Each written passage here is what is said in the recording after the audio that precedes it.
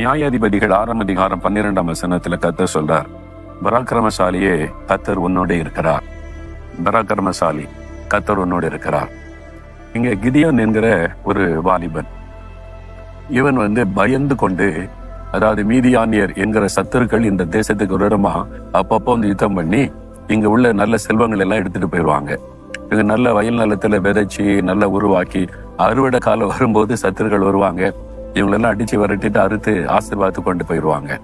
அதனால இவங்க விளைநிலம் விளைந்து வரும்போது ஒரு பயம், மீதியானியர் என்கிற சத்துருக்கள் வந்துருவாங்களே, நம்முடைய வயல் நிலத்துல அறுத்து கொண்டு போயிடுவாங்களேன்னு பயந்து இந்த கிதியோன் அவசரமாக அந்த அறுவடை செய்து போரடித்து கொண்டு இருக்கிறார்.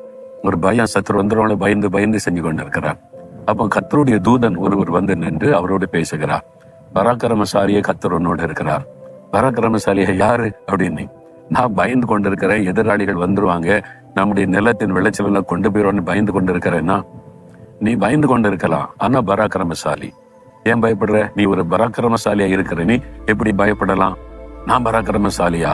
எங்க பயந்து ஓடு ஒளிகிற மாதிரிலாம் நான் இருக்கிறேன், பயந்துகிட்டே இருக்கிறேன்னு அப்படின்னா, நீ பராக்கிரமசாலி தான். யார் சொல்றா? கர்த்தர் சொல்லுகிறார். ஏன்னா கர்த்தர் உன்னோட கூட இருக்கிறார். கர்த்தர் கூட என்ன பராக்கிரமசாலி தானே.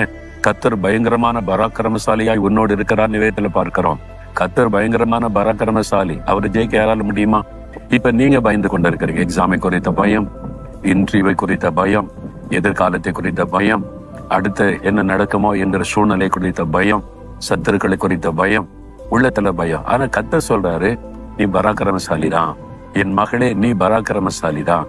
என்ன ஆண்டவரே சொல்றீங்க? நான் பயந்து பயந்து வாழ்ந்து கொண்டு இருக்கிறேன். பயம் அது உன்னுடைய பலவீனம். நீ ஏன் பயப்படுற? அவிசுவாசம்.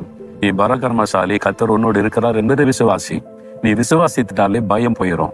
நீ பராக்கிரமசாலி தான்.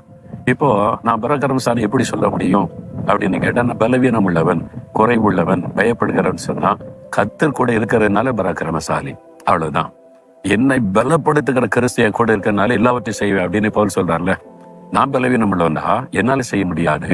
ஆனா என்னை பலப்படுத்துகிற கிறிஸ்து என்னோடு இருக்கிறார், அதனால எல்லாம் செய்ய முடியும். நான் பலவீனம் உள்ளவன் தான், பயப்படுகிற சுபாவம் உள்ளவன் தான், ஆனா பராக்கிரமசாலி. என்ன கர்த்தர் என்னோடு இருக்கிறார், நான் பராக்கிரமசாலி அப்படின்னு நீ சொல்லணும் என்று கர்த்தர் விரும்புகிறார். அதனாலதான் ஆண்டு சொல்றார், என் மகனே நீ பராக்கிரமசாலி, என் மகளே நீ பராக்கிரமசாலியா இருக்கிற, நீ அதை விசுவாசி. என்ன நான் உன் கூட இருக்கிறேனே. அப்ப நீங்க என்ன சொல்லணும்? விசுவாசத்தோட, என் கர்த்தரே எனக்கு சொல்லிட்டா நான் பராக்கிரமசாலி. சாத்தானை விட பராக்கிரமம் என்கிட்ட இருக்குது. என் சத்துருக்களை விட பராக்கிரமசாலியா நான் இருக்கிறேன். சாத்தானை மேற்கொள்ள முடியாது, சூழ்நிலையை மேற்கொள்ள முடியாது, பொல்லாத மனிதர்களை மேற்கொள்ள முடியாது.